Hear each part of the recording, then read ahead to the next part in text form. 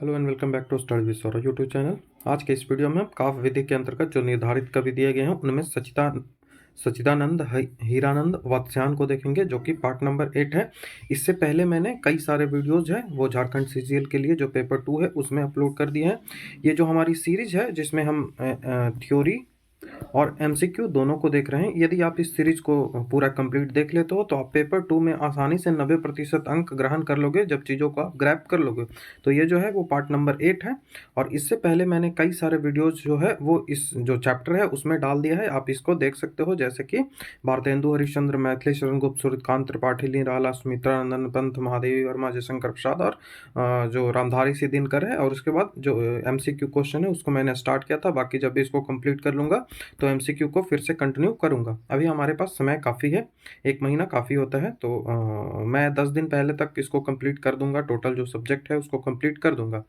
यदि आप हमारे चैनल पर नए हैं और इन सारे जो वीडियोज हैं उनको एक साथ देखना चाहते हो तो ये हमारा प्लेलिस्ट बना दिया है मैंने, जेएसएससी सीजीएल हिंदी पेपर 2 करके प्लेलिस्ट बना हुआ है। यहाँ पे आपको सारे वीडियोज जो है वो एक जगह मिल जाएगा। इसका जो लिंक है वो मैं डिस्क्रिप्शन में दे दूंगा, या फिर आप जब टेलीग्राम से पीडीएफ डाउनलोड करेंगे तो वहाँ पे भी इसका लिंक आपको मिल जाएगा। ठीक है, तो इसमें आपको कोई प्रॉब्लम नहीं होगी। कहानी उपन्यासों को अभी तक या आपने नहीं पढ़ा होगा तो पढ़ लीजिएगा, मैंने अपने टेलीग्राम चैनल पे अपलोड कर दिया है। ये हमारा टेलीग्राम चैनल है, स्टडी विद सौरभ ऑफिशियल, तो इसको आप ज्वाइन कर सकते हो। मैं इसका लिंक डिस्क्रिप्शन में दे दूंगा। मुझसे बात करना चाहते हो तो ये मेरा टेलीग्राम का यूज़र नेम है, इस पर आप मुझे मैसेज कर सकते हो। तो इससे आपकी जो है वो बात हो जाएगी।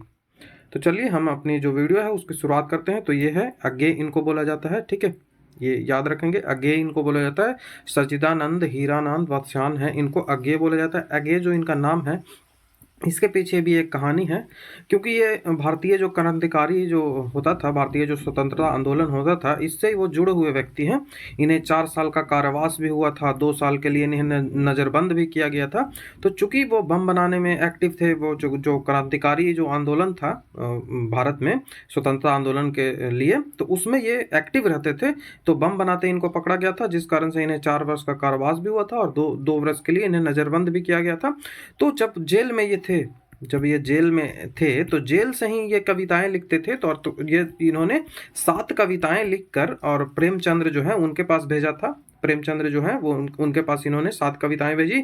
तो उन्होंने उस कविताओं में से 2 का प्रकाशन किया था। ठीक है, 2 कविताएं हैं उनका प्रकाशन किया। तो वही जब आप कोई व्यक्ति जब जेल में है और उसका नाम तो यूज कर नहीं सकते, सच्चिदानंद हीरानंद वात्स्यायन, ये नाम यदि यूज करेंगे तो फिर तो प्रॉब्लम हो जाएगी जेल में।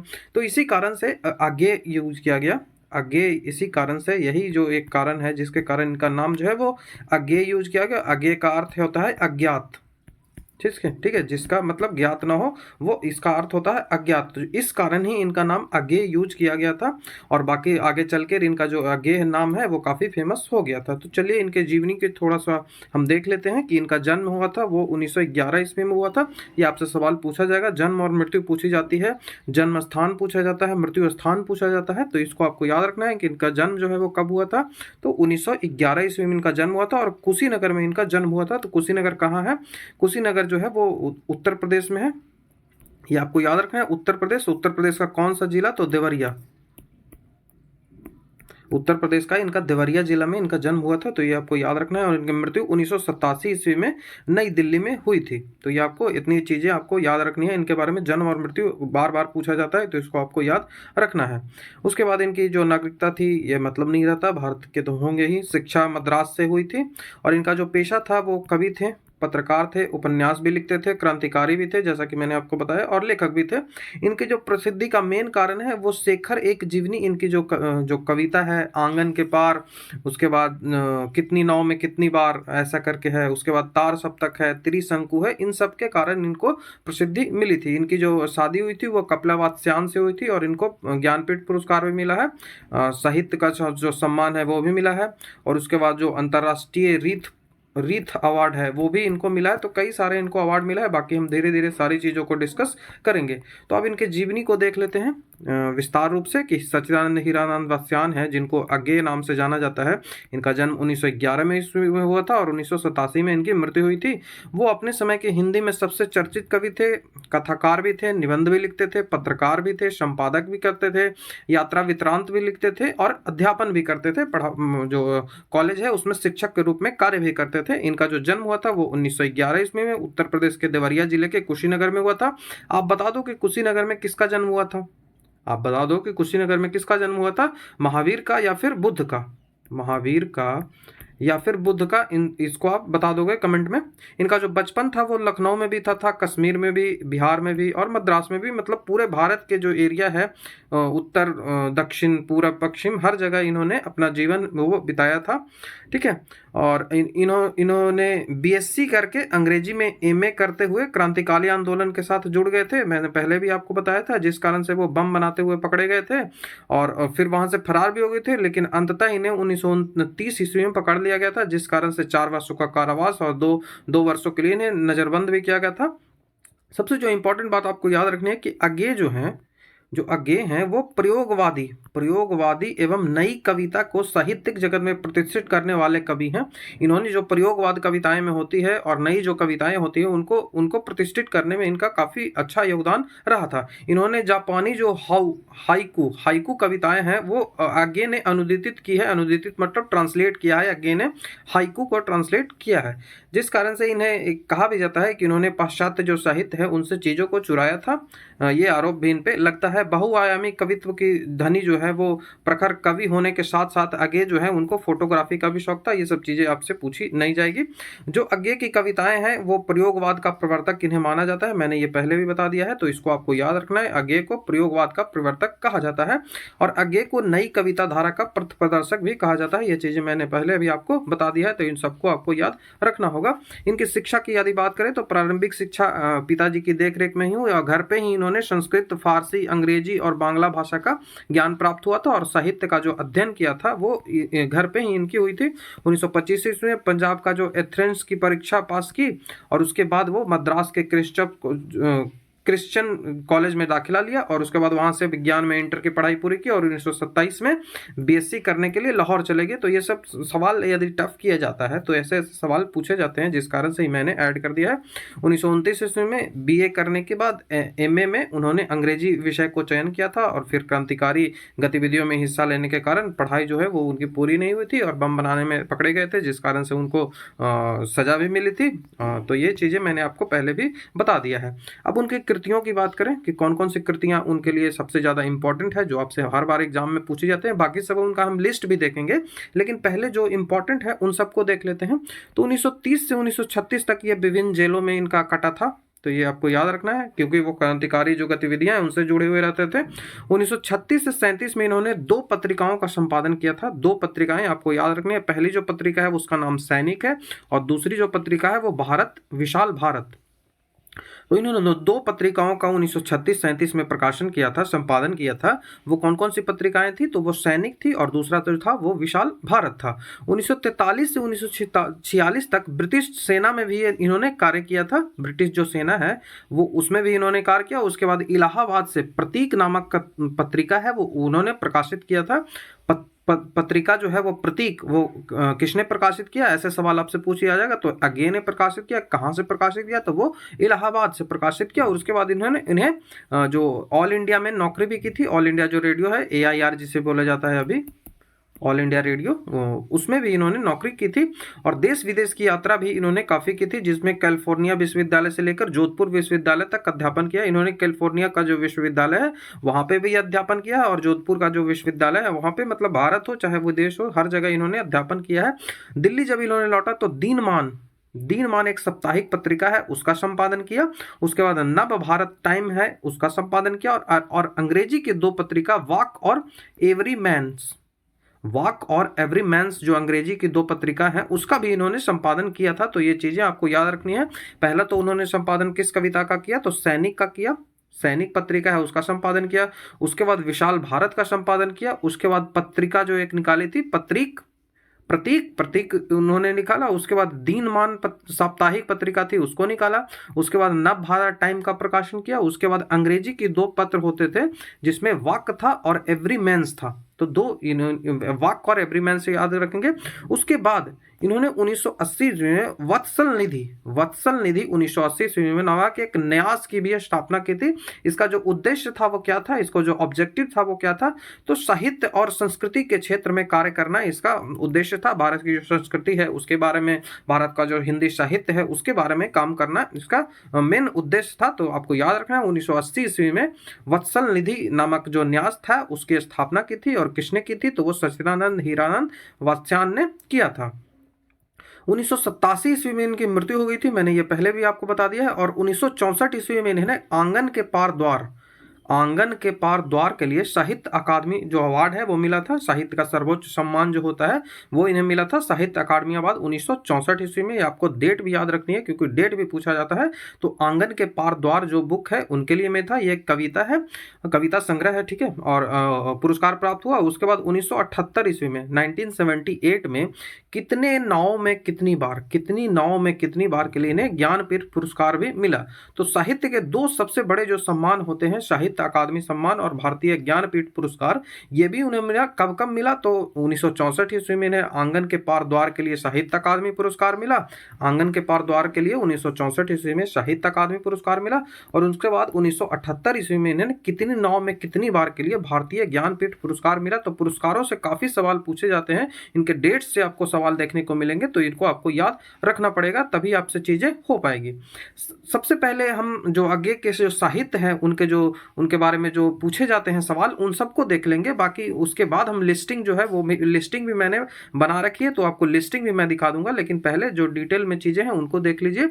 तो इनका जो साहित्य है उनको देख लेते हैं। तो इन्होंने लगभग इनका जो समग्र काव्य है, जो हीरानंद वात्स्यायन आगे का जो समस्त काव्य है, उसे सदा नीरा, ये याद रखना है, सदा नीरा। और ये भी पूछा जा सकता है कि सदा नीरा के कितने खंड हैं, तो इसके 2 खंड हैं, 2 भागों में ये छपा था, 2 पार्ट्स इसके हैं।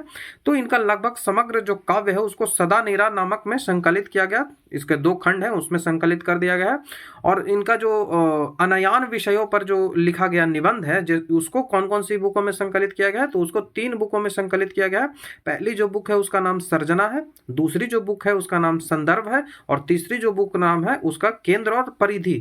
तो ये 3 जो बुक है उसमें इनको जो रचनाएं हैं, अनायान जो रचनाएं लिखी हैं विषयों पे, अनायान विषयों पे जो रचनाएं लिखी हैं उनको इन 3 बुकों में संग्रहित किया गया है, सर्जना, संदर्भ, केंद्र और परिधि में। और उसके बाद जिसका जो समग्र काव्य है, जो कविताएं इनकी है, उसको कहाँ संग्रहित किया गया है, तो सदा नीरा नामक ग्रंथ है उसमें संग्रहित किया गया, और इसके 2 खंड हैं। तो ये भी आपको याद रखना है। इन्होंने विभिन्न जो पत्रिका है उसका संपादन किया था, मैंने सारी पत्रिका आपको पिछली स्लाइड में बता भी दिया है। एक इंपॉर्टेंट बात, तार सप्तक में जो तार सप्तक है इसमें 7 कवि थे। तार सप्तक में 7 कवियों के द्वारा जो कविता है उसको लिखा गया था, उसका भी इन्होंने संपादन किया था। उसमें जो तार सप्तक में से 3 जो सप्तक है, दूसरा सप्तक, तीसरा सप्तक और चौथा सप्तक, ये 3 जो सप्तक है इसका प्रकाशन किसने किया था, तो इसका प्रकाशन सच्चिदानंद हीरानंद वात्स्यायन, जिन्हें अज्ञेय भी कहा जाता है, इनके द्वारा किया गया। दूसरा सप्तक हो या फिर तीसरा सप्तक हो, और इसके बाद इन्होंने चौथा सप्तक है, इन सब का प्रकाशन इन्होंने किया था। इसका प्रकाशन किसके द्वारा किया गया था, तो 1943 में इसका प्रकाशन जो है वो ज्ञानपीठ जो संस्था है, जो ज्ञानपीठ अवार्ड मिलते हैं, तो ज्ञानपीठ के द्वारा ही 1943 ईस्वी में इसका प्रकाशन किया गया था। तो आपको एक चीजें जान लेनी है कि तार सप्तक आखिर है क्या। तो तार सप्तक के बारे में मैंने यहाँ पे लिख दिया है कि तार सप्तक एक काव्य संग्रह है। तार सप्तक क्या है, तो ये काव्य संग्रह है जो कि तार सप्तक में 7 कवियों की जो कविताएं हैं उनको संकलित कर दिया गया है एक जगह। और इसका जो प्रकाशन है वो जो ज्ञानपीठ, भारतीय ज्ञानपीठ है, इसके द्वारा 1943 इसमें इसका संपादन कर दिया गया था, जिसमें जो दूसरा सप्तक है, तीसरा सप्तक है और जो चौथा सप्तक है इसको सच्चिदानंद हीरानंद वात्स्यायन के द्वारा प्रकाशित किया गया था। आगे के द्वारा 1943 ईस्वी में नई कविता की पढ़ने हेतु 7 कविताओं का एक मंडल बनाया गया और इसे ही तार सप्तक है वो कहा गया। तार सप्तक में नई कविता का प्रस्थान बिंदु माना जाता है, ये आपको याद रखना है। तार सप्तक को नई जो कविताएं हैं उनका प्रस्थान बिंदु माना जाता है। जो हिंदी के जो संकलन है, जो हिंदी का जो काव्य साहित्य में, उसमें प्रयोगवाद का जो आरंभ है वो तार सप्तक से ही माना जाता है। ठीक है, आपको याद रखना है कि प्रयोगवाद का जो आरंभ है वो तार सप्तक से ही माना जाता है। यदि क्या यहाँ से सवाल बनते ही हैं, जो पिछला जो 29 तारीख को पेपर हुआ था पंचायत वाला, उसमें सवाल पूछे भी गए थे कि जो तार सप्तक है उसमें कौन से कवि नहीं आते हैं, तो आपको 7 के 7 यहाँ के कवि दिए गए हैं। वहां पे पूछा गया था अष्टछाप के कवि। ठीक है, अष्टछाप के कवि वहां पे पूछा गया था, तो हो सकता है इस बार आपसे तार सप्तक के पूछ ले। वहां पे पूछा गया था कि अष्टछाप के जो कवि हैं उनमें से कौन अष्टछाप के कवि नहीं। अष्टछाप में 8 कवि आते हैं, तो इसमें 7 कवि हैं। तार सप्तक है, इसमें 7 कवि हैं जिनका नाम यहाँ पे आपको दिया गया है। गजानंद माधव, गजानंद माधव जिन्हें मुक्ति बोध भी कहा जाता है, प्यार से उन्हें मुक्ति बोध भी कहा जाता है, और पहला जो है वो गजानंद माधव है। उसके बाद नेमी चंद्र जैन, नेमी चंद्र जैन हो गया। उसके बाद भारत भूषण अग्रवाल, भारत भूषण अग्रवाल। उसके बाद प्रभाकर माचवे, फिर आ गया गिरजा कुमार माथुर, गिरजा कुमार माथुर। उसके बाद रामविलास शर्मा।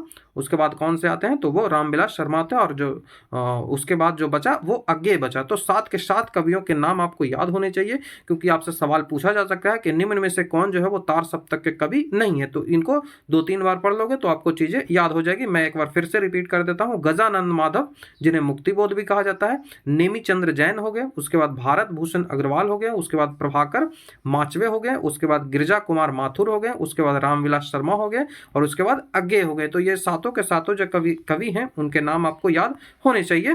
ठीक है, तो ये तार सप्तक तक तो आपने कंप्लीट कर दिया था। उसके बाद पुष्करणी और रूपांबन जैसी जो मौलिक अनूठी काव्य संग्रह है, इन्हीं के द्वारा संकलित किया गया था। कौन कौन से, रूपावना और उसके बाद पुष्करणी। तो ये आपको याद रखना है। इन्होंने वत्सल निधि से प्रकाशित आधा दर्जन निबंध संग्रहों को संपादन किया। वत्सल निधि मैंने बताया कि इनका जो स्थापना है वो किसके द्वारा किया गया था, तो वो अज्ञेय के द्वारा ही किया गया था।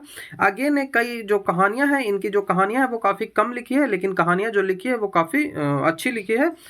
निसंदेह ही जो आधुनिक हिंदी साहित्य में सकाल पुरुष है, जो अज्ञेय हैं उनको आधुनिक हिंदी साहित्य का सकाल पुरुष माना जाता है, जिसके लिए हिंदी साहित्य में भारतेंदु हरिश्चंद्र के बाद पुनः आधुनिक युद्ध का जो प्रवर्तक है वो किसे माना जाता है, तो वो सच्चिदानंद हीरानंद वात्स्यायन अज्ञेय को ही माना जाता है। पहले तो आधुनिक युग का प्रवर्तक किसे माना जाता है, तो वो माना जाता है भारतेंदु हरिश्चंद्र को। लेकिन यदि दूसरा जो पुनः हिंदी साहित्य का जो आधुनिक युग है उसका प्रवर्तक किसे माना जाता है, तो वो हीरानंद वात्स्यायन को माना जाता है।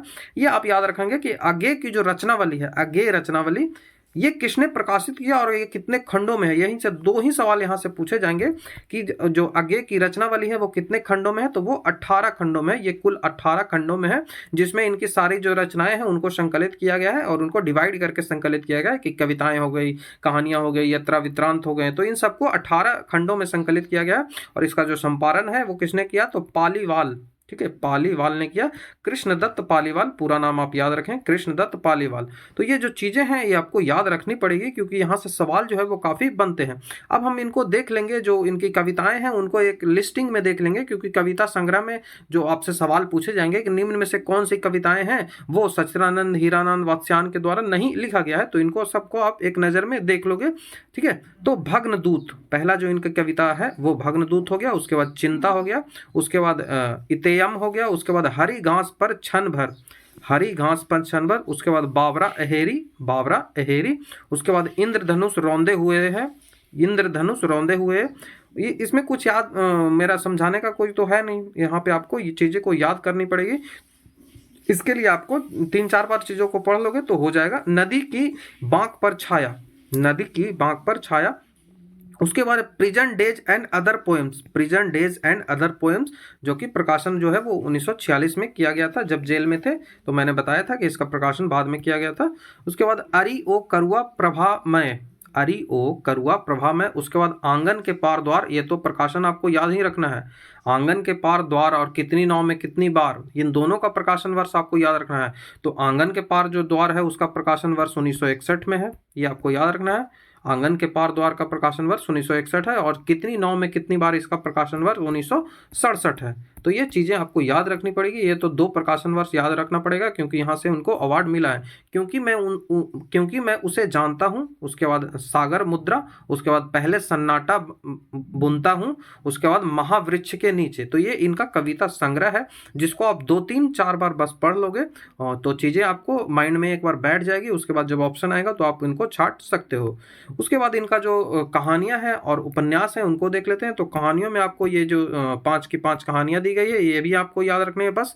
तो आप कहानियाँ में याद रखेंगे कि विपथगा, ठीक है, विपथगा, उसके बाद परंपरा, उसके बाद कोठरी की बात, ये आपको याद रखना है, काफ़ी याद रखेंगे क्योंकि ये पूछा जाता है। उसके बाद शरणार्थी, उसके बाद जयदोल। तो ये आपको जो कहानियाँ हैं वो याद रखनी है, विपथगा, परंपरा, कोठरी की बात, शरणार्थी और जयदोल, ठीक है। उसके बाद इनके उपन्यास हैं। उपन्यासों में 4 उपन्यास आपको याद रखने हैं कि शेखर एक जीवनी जिसका प्रथम जो भाग है वो प्रथम उत्थान जिसे कह सकते हैं वो 1941 ईस्वी में छपित गया, और इसका जो द्वितीय जो उत्थान है वो 1944 ईस्वी में छपा गया जो कि संघर्ष के नाम से प्रकाशित हुआ था। उसके बाद नदी के द्वीप, ये 1951 ईस्वी में प्रकाशित हुआ था। ये आपको याद रखना है, ये पूछा जाता है नदी के द्वीप। तो नदी के द्वीप जो उपन्यास है इसको आपको याद रखना है। अपने अपने अजनबी जो है इसका प्रकाशन 1961 ईस्वी में हुआ था। तो इनके जो उपन्यास है आपको शेखर एक जीवनी, उसके बाद जो इसके जो द्वितीय भाग है जिसको संघर्ष नाम से 1944 ईस्वी में प्रकाशित किया गया, नदी के द्वीप को 1951 ईस्वी में प्रकाशित किया गया, और अपने अपने अजनबी है उनको 1961 ईस्वी में प्रकाशित किया गया था। तो ये चीज़ें आपको याद रखनी पड़ेगी। उसके बाद इनका यात्रा वृत्तांत और जो निबंध संग्रह है इसको आपको याद रखना है। कई सारे निबंधों को मिलाकर जब इनको संग्रहित कर दिया जाता है तो उसको निबंध संग्रह कहा जाता है।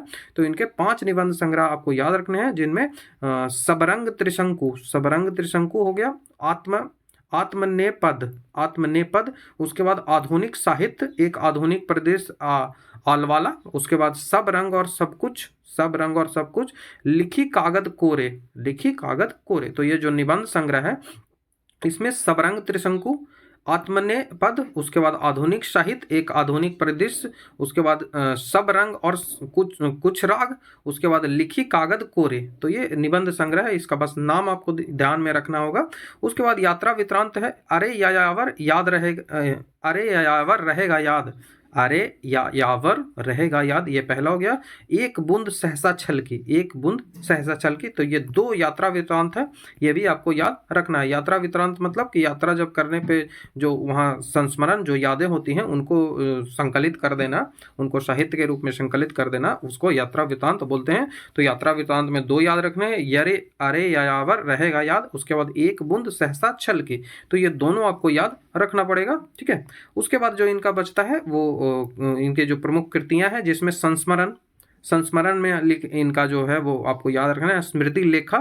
उसके बाद इनकी जो डायरी है वो भवती, ये पूछा जाता है इसीलिए इसको याद रखना है, डायरी है वो भवती। उसके बाद अंतरा हो गया, उसके बाद शास्त्रवती, ठीक है, ठीक है। उसके बाद विचार गद्य है, विचार गद्य में संवत्सर याद रखें, विचार गद्य उसमें संवत्सर याद रखें। नाटक में आपको एक ही याद रखना है, उत्तर प्रियदर्शी अज्ञे के द्वारा लिखा गया नाटक है। जो जीवनी में याद रखेंगे तो जीवनी में इनको लिखा है राम कलम राय द्वारा लिखित शिखर के सागर तक, राम कलम द्वारा लिखित शिखर के सागर तक। उसके बाद इनकी आलोचना, इन्होंने आलोचना भी की है। जब आलोचना, ये पॉजिटिव वर्ड है, इसको आप निगेटिव नहीं लोगे, ये पॉजिटिव वर्ड है, ठीक है। आलोचना जब कोई रचनाएं लिखी जाती है तो उसकी आलोचना की जाती है वो पॉजिटिव वे में, ठीक है। ये पॉजिटिव वर्ड ही पॉजिटिव है। जैसे काबिल जो है वो वर्ड पॉजिटिव है लेकिन आजकल सामान्यतः इसको निगेटिव लिया जाता है, तो ऐसा ना, जो आलोचना है ये एक पॉजिटिव वर्ड है, ठीक है। तो पॉजिटिव में इन्होंने त्रिशंकु लिखा है, आत्मनेपद हो गया, उसके बाद भवंती हो गया, उसके बाद अद्यतन हो गया। तो ये 4 आलोचनाएं हैं, इसको भी आपको याद रखना पड़ेगा क्योंकि यहाँ से सवाल जो है वो बार बार पूछे जाते हैं। उसके बाद इनकी जो कृतियां में आपको संपादित ग्रंथ है, तो आधुनिक हिंदी साहित्य, ये एक निबंध संग्रह है। उसके बाद तार सप्तक 1943 ईस्वी में प्रकाशित हुआ जो कि एक कविता संग्रह है। दूसरा सप्तक, तीसरा सप्तक और चौथा जो सप्तक है वो किसके द्वारा प्रकाशित किया गया था? तो ये जो 4 सप्तक है, दूसरा, तीसरा और चौथा, ये जो 3 सप्तक है ये अज्ञेय के द्वारा प्रकाशित किया गया था। उसके बाद संपूर्ण है, नई एकाकी है और उसके बाद रूपाम्बरा है। तो ये जो संग्रह है, संपादित जो संग्रह है, ये अज्ञेय के द्वारा संपादित किया गया था। तो ये चीज़ें आपको याद रखनी पड़ेगी। उसके बाद यदि इनके अवार्डों की बात करें कि इन्हें कौन सा पुरस्कार, कौन सा सम्मान मिला है, तो मैंने पहले भी आपको बताया है, जो साहित्य अकादमी सम्मान है वो 1964 ईस्वी में दिया गया था आंगन के पार द्वार के लिए। 1964 आप कैसे याद रखोगे, तो सीबीसी सेंट्रल विजिलेंस कमीशन है, इसका एस्टेब्लिशमेंट कब हुआ था, तो इसका भी एस्टेब्लिशमेंट जो है वो 1964 ईस्वी में ही हुआ था। तो ऐसे जोड़ के चीज़ों को याद रख सकते हो कि सेंट्रल विजिलेंस जो कमीशन है उसका एस्टेब्लिशमेंट 1964 में हुआ था, और इन्हें साहित्य अकादमी सम्मान है वो भी 1964 में मिला है। किसके लिए, आंगन के पार द्वार के लिए। उसके बाद उन्हें भारतीय ज्ञानपीठ पुरस्कार भी मिला है, वो 1978 ईस्वी में मिला है। भारतीय ज्ञानपीठ पुरस्कार 1978 ईस्वी में मिला है। और ये किसके लिए मिला, तो ये कितनी गाँव में कितनी बार, कितनी नावों में कितनी बार। 1978 आप कैसे याद रखोगे, तो जनता दल है, जनता दल जिसे बीजेपी भी कहा जाता है, बीजेपी। तो बीजेपी का एस्टेब्लिशमेंट जो है वो 1978 में ही हुआ था। तो ऐसे जब चीज़ों को आप जोड़ लोगे तो आपको याद करने में काफ़ी आसानी होगी। तो ये आपको याद हो जाएगा कि 1978 में भारतीय ज्ञानपीठ पुरस्कार मिला, कितने नाव कितने के लिए, और उसके बाद जो साहित्य सम्मान है वो आंगन के पार द्वार के लिए, वो कब मिला, तो 1964 में। 1964 में सीबीसी का एस्टेब्लिशमेंट हुआ था और 1978 में बीजेपी था। तो ये आपको याद रखोगे, ऐसे जब याद करोगे तो चीज़ें आपको आसानी से याद हो जाएगी। उसके बाद अंतर्राष्ट्रीय गोल्ड रीथ अवार्ड भी मिला था। तो अंतर्राष्ट्रीय गोल्ड रीथ अवार्ड किसे मिला है, ये पूछ लिया जा सकता है। तो ये सच्चिदानंद हीरानंद वात्स्यायन को मिला है, जिन्हें अज्ञेय के रूप में भी जाना जाता है। तो यह वीडियो था जिसमें हमने डिटेल से जो सच्चिदानंद हीरानंद वात्स्यायन है, जिन्हें अज्ञेय कहा जाता है, उनके बारे में डिस्कस किया। उनकी जो सारी चीज़ें हैं, चाहे वो साहित्य हो, उनका जो जीवन हो, उन सब के बारे में हमने काफ़ी डिटेल से चर्चा की। तो आशा करता हूँ आपको वीडियो अच्छा लगा होगा। यदि आपको वीडियो अच्छा लगता है तो आप हमारे चैनल को सब्सक्राइब, वीडियो को लाइक, शेयर, कमेंट जरूर कर दें। और यदि आप हमारे चैनल पर नए हैं तो इस जो प्लेलिस्ट है उसको फॉलो करिए। जेएसएससी सीजीएल हिंदी पेपर 2 के लिए जेएसएससी सीजीएल हिंदी पेपर 2 ये प्लेलिस्ट है, यहाँ पे आपको हिंदी की सारे वीडियोस मिल जाएंगी। जो चैनल है उसको सब्सक्राइब जरूर कर लें और वीडियो को लाइक शेयर जरूर कर दें, क्योंकि इससे व्यू की संख्याएं बढ़ेगी, और जब व्यू आएगी तो मुझे मोटिवेशन एक मिलता है कि हाँ, जो लोगों को जो चीज़ें हैं वो पसंद आ रही है, क्योंकि मेरे एक्सपेक्टेशन के अनुसार जो व्यू है वो नहीं आ पा रहा है। तो मुझे इससे दुख होता है, लेकिन चलिए, मैं जो वादा किया है मैं उसको पूरा कर रहा हूँ। फ्री में ही अच्छे कंटेंट के साथ मैं आपको पूरा सिलेबस कंप्लीट करवा रहा हूँ। यदि आप हमसे सोशल मीडिया पर जुड़ना चाहते हैं तो ये मेरा सोशल मीडियाज़ है, जिसका लिंक मैं आपको डिस्क्रिप्शन में दे दूंगा, तो वहाँ से आप इनको जुड़ जाओगे। तो यही वीडियो था। अब जो नेक्स्ट जो वीडियो है वो पार्ट नंबर 9 होगा, जिसमें सर्वेश्वर दयाल सक्सेना बच गए, उसके बाद नागार्जुन बच गए, उसके बाद अज्ञेय बच गए, अज्ञेय बोल रहा हूँ, उसके बाद जो धूमिल है वो बच गए। तो 3 जो कवि हैं, वो 3 जो लेखक हैं वही अब बचे हुए हैं। इन तीनों को हम कंप्लीट कर लेंगे। उसके बाद हमारा ये जो चीज़ें हैं वो कंप्लीट हो जाएगी। उसके बाद हम जो रामचंद्र शुक्ल है उसको स्टार्ट कर लेंगे और उनको भी जल्दी जल्दी खत्म कर लेंगे। उनको जो चीज़ें जो जो एग्जाम में पूछे जाते हैं बस उन्हीं को देखेंगे। बाकी वो 800 पेजों की किताब है, उतना पढ़ना आपके लिए पॉसिबल भी नहीं है। 800 पेजों की किताब है, तो उनको मैं ट्राई करूंगा कि छोटे से शॉर्ट में उनको बताने का प्रयास करूं, जहां से प्रश्न है वो काफ़ी पूछे जाते हैं। तो वीडियो देखने के लिए थैंक यू। नेक्स्ट वीडियो में आपसे मिलता हूं।